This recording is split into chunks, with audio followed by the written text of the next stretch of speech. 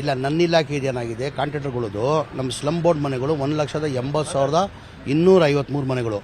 Rajiv Gandhi AHP scheme ಅಂತ ಅದು 47,868 ಮನೆಗಳು. ಟೋಟಲ್ ಒಟ್ಟಾಗಿ 2,30,000 ಮನೆಗಳಿಗೆ ಎಲ್ಲ ಕಾಂಟ್ರಾಕ್ಟರ್ಗಳು ಬಿಲ್ ಪೆಂಡಿಂಗ್ ಇತ್ತು. 9,500 ಕೋಟಿ. ಕಾರಣ ಏನಕ್ಕೆ, ಒಂದು ಮನೆ ಕಟ್ಟಬೇಕಾದ್ರೆ 7.5 ಲಕ್ಷ ರೂಪಾಯಿ ಆಗ್ತದೆ. ಅದಕ್ಕೆ ಕೇಂದ್ರ ಸರ್ಕಾರದಿಂದ 1.5 ಲಕ್ಷ ಕೊಡ್ತಾರೆ, ರಾಜ್ಯ ಸರ್ಕಾರದಿಂದ 1.5 ಲಕ್ಷ ಕೊಡ್ತಾರೆ. ಜನರಲ್ಗೆ SC ST ಇದ್ದರೆ 2 ಲಕ್ಷ ಕೊಡ್ತಾರೆ. ಅವರೇಜ್ ತೊಗೊಂಡ್ರೆ ನೀವು 3 ಲಕ್ಷ ಆಗ್ತದೆ. 7.5 ಲಕ್ಷದಲ್ಲಿ 3 ಲಕ್ಷ ಹೋದರೆ ಎಷ್ಟು? 4.5 ಲಕ್ಷ. 4.5 ಲಕ್ಷ ಬೆನಿಫಿಷರಿ ಕೊಡೋಕ್ಕೆ ಸಾಧ್ಯ ಆಗ್ತಾ ಇಲ್ಲ.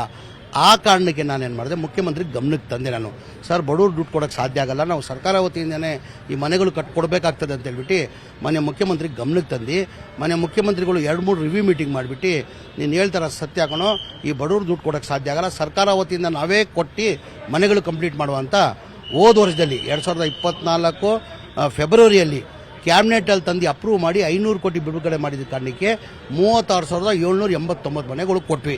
500 ಕೋಟಿ ಪ್ಲಸ್ ಇನ್ಫ್ರಾದೆಲ್ಲ ಸೇರಿ 900 ಕೋಟಿ ಹೋದ ವರ್ಷದಲ್ಲಿ 900 ಕೋಟಿ ಕೊಟ್ವಿ. ಹಂತ ನಾವೇನು ಮಾಡಿದ್ದೀವಿ, first stage, second stage, third stage ಅಂತ ಮಾಡ್ಕೊಂಡಿದ್ದೀವಿ. ಫಸ್ಟ್ ಸ್ಟೇಜಲ್ಲಿ ಮನೆಗಳು ಯಾವ್ದು ರೆಡಿ ಇದೆ, ಈ ಕಾಂಟ್ರಾಕ್ಟರ್ಗಳಿಗೆ ಬೆನಿಫಿಷರಿ ಪೇಮೆಂಟ್ ಬರ್ತಾ ಇಲ್ಲ. ಪಾಪ ಆಲ್ಮೋಸ್ಟ್ ಅವ್ರ ಮನೆಗಳು ಕಟ್ಬಿಟ್ಟಿದ್ರು ನಂಬಿಕೆ ಮೇಲೆ.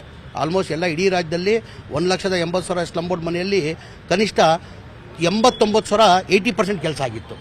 ನಾವು ಬಂದಾದಮೇಲೆ ಏನು ಮಾಡಿದ್ರೆ ಹಂತ ಇದು ಬೆನಿಫಿಷರಿ ಕೊಡೋಕ್ಕೆ ಸಾಧ್ಯ ಆಗಲ್ಲ ಅಂತ ಈಗ 42,345 ಮನೆಗಳು ಬರೋ ತಿಂಗಳು 29ನೇ ತಾರೀಕಿಗೆ ಮನೆಗಳು ಕೊಡ್ತಾ ಇದ್ದೀನಿ ನಾನು. ಅದಕ್ಕೆ ಟೋಟಲ್ ಒಟ್ಟಾಗಿ ನಮಗೆ 960 ಕೋಟಿ ಕೊಡ್ತೀವಿ.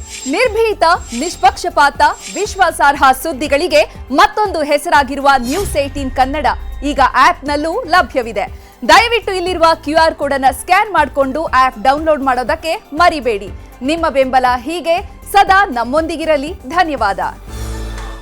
ಈಗ FD ಅವರು ಆಲ್ರೆಡಿ 114 ಕೋಟಿ ರಿಲೀಸ್ ಮಾಡಿದ್ದಾರೆ ಇನ್ಫ್ರಾದು. ಈಗ ಇನ್ಫ್ರಾ ಆಗ್ಬೇಕು ತಾನೆ ಮನೆಗಳು ಕೊಡಬೇಕಾದ್ರೆ. ಈ ಬೆನಿಫಿಷರಿ ಪೇಮೆಂಟ್ ನಾವು ಕಾಂಟ್ರಾಕ್ಟರ್ಗಳು ಕಂಡೀಷನ್ ಹಾಕಿದ್ದೀನಿ, ದುಡ್ಡು ನಾವು ಕಂಪ್ಲೀಟ್ ಮಾಡಿದ್ರೆ ನಾವು ಕೊಡ್ತೀವಿ ಅಂತ ಹೇಳ್ಬಿಟ್ಟು ಹೇಳಿದ್ದೀವಿ. 900 ಕೋಟಿ ಕೊಡಬೇಕಾಗಿದೆ. ಈ ಮನೆಗಳು ನವೆಂಬರಲ್ಲಿ 29ನೇ ತಾರೀಕಿಗೆ ಮಾನ್ಯ ಮುಖ್ಯಮಂತ್ರಿಗಳು ಡೇಟ್ ಕೊಟ್ಟಿದ್ದಾರೆ. ಆ ಮನೆಗಳು ಕಂಪ್ಲೀಟ್ ಆದಮೇಲೆ ಆ ದುಡ್ಡನ್ನು ಅವ್ರಿಗೆ ಒಂದು ವಾರದಲ್ಲಿ ಆ ದುಡ್ಡನ್ನು ಕೊಡ್ತೀವಿ.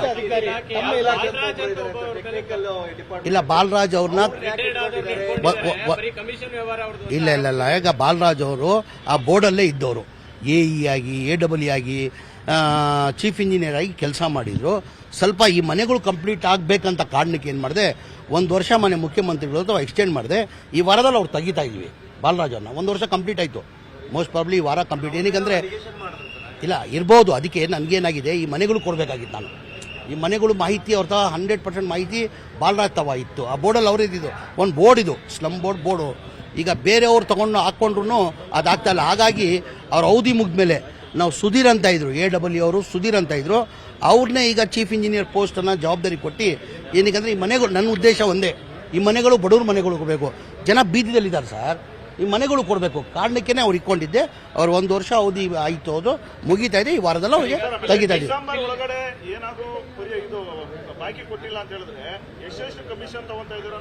ಈಗ ಏನಾಗಿದೆ, ಈಗ ಸೀನಿಯಾರಿಟಿ ವಜೆಯಲ್ಲಿ ಈಗ PWD ಇರಲಿ, BBMP ಇರಲಿ, ನನ್ನ ಇಲಾಖೆದಿರಲಿ. ಈಗ ನನ್ನ ಇಲಾಖೆದು ಯಾರನ್ನ ನಾನು ನಿಮ್ಮ ಬಗ್ಗೆ ನಮ್ಮ ಇಲಾಖೆ ಬಗ್ಗೆ ಯಾರನ್ನ ಬಂದು ಹೇಳಿದಾರ, ದೂರು ಕೊಟ್ಟಿದ್ದಾರಾ ಈ ಥರ ನಮ್ಮ ಪೇಮೆಂಟ್ ಇತ್ತು ಅಂತ. ಈಗ ನಮ್ಮಲ್ಲಿ ಕಾಂಟ್ರಾಕ್ಟರ್ ಎಲ್ಲ ಖುಷಿಯಾಗಿದ್ದಾರೆ. ಏನಿಗಿರೋದು ಬೆನಿಫಿಷರಿ ಕೊಡ್ತಾ ಇಲ್ಲ, ಪಾಪ ಅವ್ರು ಸಿಗ್ತಾ ಇಲ್ಲ ದುಡ್ಡು. ಏನಕ್ಕಂದರೆ ಆಲ್ಮೋಸ್ಟ್ ಹೇಳ್ದಲ್ಲ 80% ಕಂಪ್ಲೀಟ್ ಮಾಡಿಬಿಟ್ಟಿದ್ರು. ಈಗ ನಾವು ಕೊಡ್ತಾ ಇದ್ದೀವಿ. ಹಾಗಾಗಿ ಈಗ PWDದಲ್ಲಿ ಭಾಳಷ್ಟು ವರ್ಕ್ಗಳು ನಡೀತಾ ಇದೆ. ಆ ಸೀನಿಯಾರಿಟಿ ವೈಸ್ ನೋಡಿ ಕೊಡ್ತಾ ಇದ್ದಾರೆ. ಈಗ BBMPದಲ್ಲೂ ಅಷ್ಟೇ, ಎಲ್ಲರಿಗೂ ದುಡ್ಡು ಕೊಡೋಕ್ಕಾಗಲ್ಲ. ಕೆಲಸ ಯಾರು ಮಾಡ್ತಾರೆ, ಸೀನಿಯಾರಿಟಿ ಕೊಡ್ಕೊಂಡು ಬರ್ತಾ ಇದ್ದೀವಿ. ಹಂತ ಎಲ್ಲರಿಗೂ ಕೊಡ್ಕೊಂಡು ಬರ್ತಾ ಇದ್ದೀವಿ.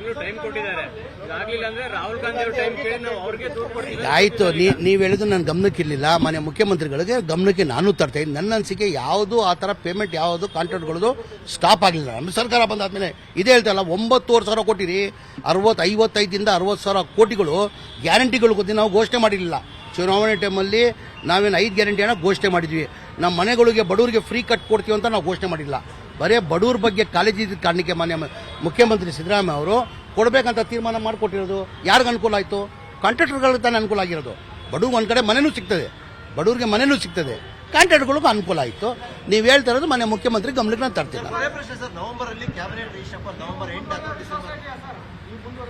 ಈಗ ಯಾರು ನಾನು ಮುಂದುವರಬೇಕು ನನ್ನ ವಿಶ್ವಾಸ ಇದ್ರೂ ನಮ್ಮ ಪಕ್ಷ ಹೈಕಮಾಂಡ್ ಪಕ್ಷ ತೀರ್ಮಾನ ಮಾಡಬೇಕಾಗಿದೆ. ಯಾರು? ಹೈಕಮಾಂಡ್.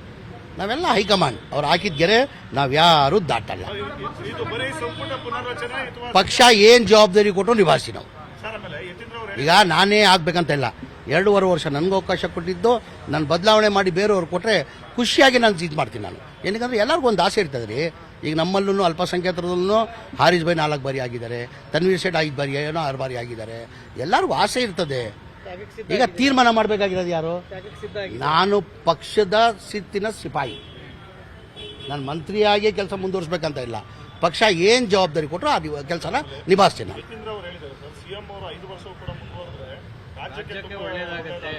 ಈಗ ಮನೆ ಸಿದ್ದರಾಮಯ್ಯ ಮುಖ್ಯಮಂತ್ರಿ ಕುರ್ಚಿ ಖಾಲಿ ಇಲ್ಲ. ನಾನು ಭಾಳ ಸತಿ ಹೇಳಿದ್ದೀನಿ, ಇವತ್ತು ಹೇಳ್ತಾ ಇದ್ದೀನಿ. ಆ ಕುರ್ಚಿದಲ್ಲಿ ಮನೆ ಸಿದ್ದರಾಮಯ್ಯ ಅವರು ಕೂತಿದ್ದಾರೆ. ನಮ್ಮ ಅಧ್ಯಕ್ಷರಾದಂಥ DK ಶಿವಕುಮಾರ್ ಅವರು ಹೇಳಿದ್ದಾರೆ. ಮೊನ್ನೆ ಮೈಸೂರಲ್ಲಿ ದಸರಾ ಟೈಮಲ್ಲಿ ಮೊನ್ನೆ ಮುಖ್ಯಮಂತ್ರಿಗಳು ಹೇಳಿಕೆ ಕೊಟ್ಟರು. ಏನಂತ? ಈಗ ನಾನೇ 5 ವರ್ಷ ಮುಂದುವರಿತೀನಿ, ನಾನು ಹೈಕಮಾಂಡ್ ತೀರ್ಮಾನ ತೊಗೊಳ್ಬೇಕಾಗಿದೆ, ನಾನು ತೆಗಿಬೇಕಾದ್ರೆ. ನಾವೆಲ್ಲ ಹೇಳ್ತೀವಲ್ಲ, ಈ 5 ವರ್ಷ ಮನೆ ಸಿದ್ದರಾಮಯ್ಯ ಅವರು ಮುಖ್ಯಮಂತ್ರಿಯಾಗಿ ಮುಂದುವರಿತಾರೆ. ಅವ್ರನ್ನ ಬದಲಾವಣೆ ಮಾಡಬೇಕಾದ್ರೆ ನೀವು ಮಾಡೋಕ್ಕೆ ಸಾಧ್ಯ ಆಗಲ್ಲ. ಹೈಕಮಾಂಡ್ ನಾವು ಈಗ ನೋಡಿ ಸರ್, ನಮ್ಮ ಪಕ್ಷ ಏನು ಮಾಡಿದ್ರು, ಸತೀಶ್ ಮಾಡ್ತಾರೋ, ಮಬ್ಬೂರು ಮಾಡ್ತಾರೋ, ಯಾರು ಮಾಡ್ತಾರೋ ಗೊತ್ತಿಲ್ಲ. ಈಗ ಅದೂ ಆ ಕುರ್ಚಿನೂ ಖಾಲಿ ಇಲ್ಲ. ಅಧ್ಯಕ್ಷನ ಕುರ್ಚಿಯಲ್ಲೂ ಮನೆ DK ಶಿವಕುಮಾರ್ ಅವರು ಕೂತಿದ್ದಾರೆ. ಅದು ಖಾಲಿ ಇಲ್ಲ ಸದ್ಯಕ್ಕೆ. ಅದೂ ಸದ್ಯಕ್ಕೆ ಖಾಲಿ ಇಲ್ಲ. ಅದನ್ನು ಸರ್ ನಾನು ಕೇಳಿ ಸರ್, ನಾವು ಸಿದ್ದರಾಮಯ್ಯ ಅವ್ರ ಕುರ್ಚಿ ಖಾಲಿ ಇಲ್ಲ, 5 ವರ್ಷ ಅವರೇ ಮುಂದುವರಿತ ಅಂತ ನನ್ನ ಅಭಿಪ್ರಾಯ ನಾನು ಹೇಳ್ತಾ ಇದ್ದೀನಿ. ಅಂದರೆ ನಮ್ಮ ಪಕ್ಷ ಹೈಕಮಾಂಡ್ ಪಕ್ಷ. ನಾವೆಲ್ಲ ಹೈಕಮಾಂಡ್ ಬದ್ಧ. ಅವ್ರು ಗೆರೆ ಹಾಕಿದ್ದು ನಾವು ಯಾರು ದಾಟಲ್ಲ ಸರ್. ಇದರ ನಡುವೆ ಮಲ್ಲಿಕಾರ್ಜುನ್ ಖರ್ಗೆ ಅವರು ಬಂದ್ರೆ ಒಳ್ಳೇದು ಸ್ಟೇಟ್ಗೆ ಅನ್ನುವಂತ ಅಭಿಪ್ರಾಯಗಳಿದೆ ಸರ್. ಇದೆಲ್ಲ ಈಗ ಮುಖ್ಯಮಂತ್ರಿ ಆಗ್ಬೇಕಂತ ಯಾರಿಗಾಸೆ ಇಲ್ಲ? ಯಾರಿಗಾಸೆ? ನಿಮ್ಗೆ ಆಸೆ ಇಲ್ವಾ? ಈಗ ನಾನು ನಿನ್ನ ಮುಖ್ಯಮಂತ್ರಿ ಮಾಡಿ ಅಂತ ನಮ್ಮ ಅಭಿಪ್ರಾಯ ಇರ್ಬೋದು, ಆದರೆ ತೀರ್ಮಾನ ಮಾಡೋರು ಯಾರು? ಯಾರು ಬೇಕಾದ್ರೆ ಹೈಕಮಾಂಡ್ ಮಾಡ್ಬೋದು. ನಮ್ಮ ಪಕ್ಷ ಹೈಕಮಾಂಡ್ ಪಕ್ಷ. MLA ಆಗ್ಬೇಕಂತ ಇಲ್ಲ, MLC ಆಗ್ಬೇಕಂತಲ್ಲ, ಯಾರು ಬೇಕಾದ್ರೆ ಹೈಕಮಾಂಡ್ ಹೇಳೋರು ಯಾರು ಬೇಕಾ ಅದಕ್ಕೆ ನಾವೆಲ್ಲ ಒಪ್ಕೊಂತೀವಿ. ಎಲ್ಲರಿಗೂ ಆಸೆ ಇದ್ದೇ ಇರ್ತದೆ. ಎಲ್ಲರಿಗೂ ಆಸೆ ಇರ್ತದೆ. ಯಾರು ಮುಖ್ಯಮಂತ್ರಿ ಸ್ಥಾನ ಯಾರು ಬೇಡ ಅಂತಾರ? ಅಂದ್ರೆ ನನ್ನ ಆಸೆ ಸಿದ್ದರಾಮಯ್ಯನ 5 ವರ್ಷ ಮುಖ್ಯಮಂತ್ರಿಯಾಗಿ ಮುಂದುವರಿಬೇಕಂತ ಆಸೆ ಸರ್. ಅದ್ರ ಬಗ್ಗೆ ನಾನು ಮಾತಾಡಕ್ ಹೋಗಲ್ಲ. ಅದೊಂದು ಸಂಘಟನೆ. ಅದ್ರ ಬಗ್ಗೆ ನಾನು ಹೆಂಗ್ ಮಾತಾಡ್ಲಿ? ಅದೊಂದು ಸಂಘಟನೆ. ಈಗ ಇಲ್ಲೆಲ್ಲ ಸರ್ಕಾರಿ ಜಾಗದಲ್ಲಿ ಕಾರ್ಯಕ್ರಮ ಮಾಡೋದು ಏನೋ ಮಾಡಿದಾರಂತ. ಅದು ಅವ್ರ RSS ಅವರು ಒಂದು ಸಂಘಟನೆ. ಆ ಸಂಘಟನೆ ಕೆಲಸ ಅವ್ರು ಮಾಡ್ಕೊಂಡು ಹೋಗ್ತಾರೆ, ನಮ್ಮ ಕೆಲಸ ನಾವು ಮಾಡ್ಕೊಂಡು ಹೋಗ್ತೀವಿ. ನಿರ್ಭೀತ, ನಿಷ್ಪಕ್ಷಪಾತ, ವಿಶ್ವಾಸಾರ್ಹ ಸುದ್ದಿಗಳಿಗೆ ಮತ್ತೊಂದು ಹೆಸರಾಗಿರೋ ನ್ಯೂಸ್ 18 ಕನ್ನಡ ಈಗ ಆಪ್ನಲ್ಲೂ ಲಭ್ಯ ಇದೆ.